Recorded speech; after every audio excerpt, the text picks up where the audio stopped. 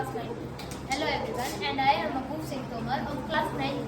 Today we are doing an experiment in which we have two bottles and we have fixed two balloons in both the bottles. Now my friend will try to inflate the balloon.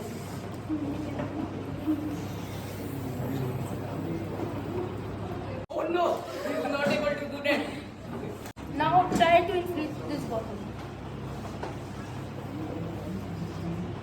Oh my god, how? Amazing. How are you able to do this? Please explain me.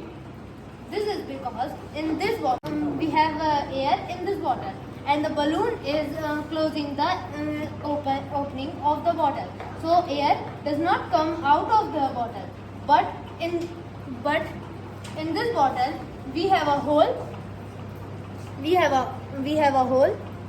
So if we inflate this balloon, so the air comes out of this hole. So it is easy to inflate this balloon.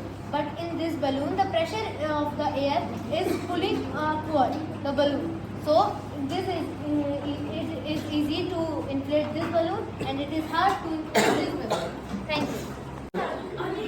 Wow, your explaining is so good. I understand everything. Thank you, my friend.